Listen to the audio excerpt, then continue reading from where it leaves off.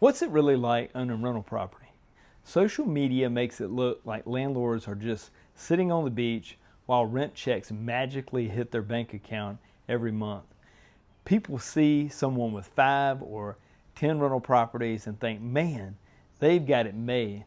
But what they don't see are the late night phone calls, the emergency repairs, the tenants who just can't pay, or the fact that your first rental property might only put a couple $100 a month in your pocket. So, is rental property still worth it? Absolutely, but probably not for the reasons you think. Today, I'm going to give you the real, sometimes ugly truth about owning rental properties. And by the end of this video, you'll know whether rental real estate is actually the right investment for you. Before we jump in, I want you to comment below. Have you ever thought about owning rental properties? If so, what's holding you back? I read as many comments as I can, and I genuinely enjoy hearing everyone's stories. Now let's get into it. So the biggest misconception is this. People think buying one rental property is going to make them rich. I hate to disappoint you, but that's almost never how it works.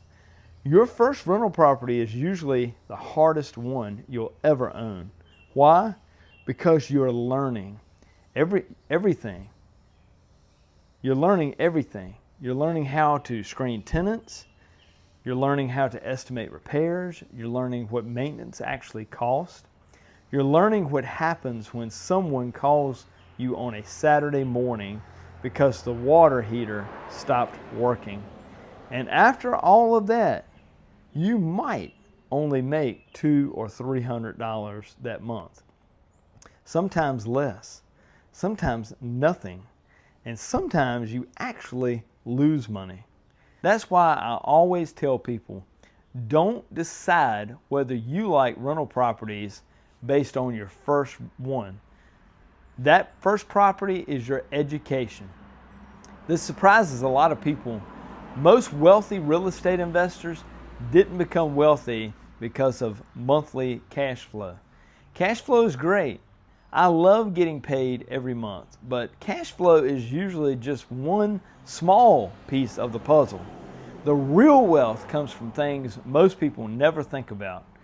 First, someone else is paying down your mortgage. Every month that your tenant pays rent, part of that payment reduces the amount you owe on that property. They're literally helping build your equity. Second, your property usually appreciates over time.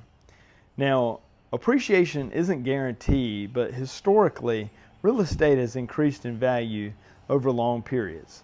And third, the tax advantages can be incredible. Depreciation, expense deductions, interest deductions, these are benefits many people overlook. Then years later, you may have enough equity to refinance or borrow against the property to purchase another rental. That's how many investors scale. It's not because they're making thousands every month in cash flow. It's because they are building wealth over time. Now, here's the part nobody posts on Instagram. It's the maintenance, because it will happen. It's not a matter of if, it's when.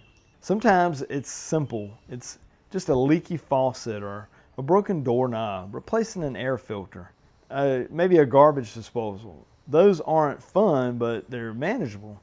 Other times, guys, it's painful. It's an HVAC system that goes out. You need a new roof. It's a sewer line collapses. A water line breaks. I recently had a main water line issue that cost me around $2,500. One repair, just like that. Imagine if I hadn't planned for it. That's why I tell new investors something that surprises a lot of people. Don't spend the income. Seriously, if you buy your first rental property, save the cash flow. Pretend it just doesn't exist. Use that money to build your repair fund. Do the same thing with your second property and your third property. maybe even your fourth property. Why? Because you are creating stability. Every rental property eventually needs repairs. If you spend every dollar, as soon as it comes in, eventually one repair is going to wipe you out. Having reserves changes everything. Once you get 5 or 6 rentals, now things start getting interesting. One property may need a repair, but the others keep producing income. Your portfolio begins working together instead of every property standing alone. That's when you really start seeing momentum. Here's something I wish more people understood. Rental property isn't a get-rich-quick plan. It's a get-rich-slow plan.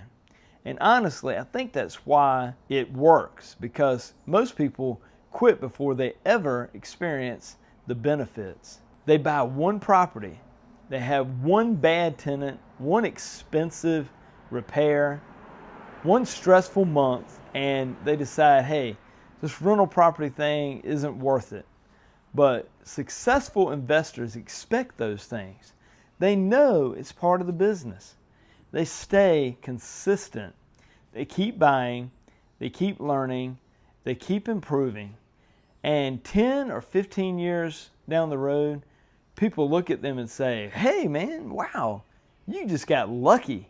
No, they just stayed in the game longer than everyone else did. So, should you buy a rental property? Here's my answer. If you're looking for fast money, probably not. If you're expecting luxury, passive income, and zero headaches, definitely not. But if you're okay building wealth slowly, if you're willing to deal with repairs, and if you're willing to learn, if you're excited about tax advantages, if you like the idea of someone else helping pay off your assets, then guys, I think rental property can absolutely change your financial future. Just don't expect it to be glamorous. Hey guys, if this video helped you, do me a favor. I want you to hit the like button, subscribe to the channel, because every week we are talking about building wealth, investing, and creating financial freedom without all the fluff. And if you're serious about learning more about rental properties, I want you to click this video right here on the screen because I think it's going to really help you avoid some expensive mistakes. Guys, thanks so much for watching. I'll see you in the next video.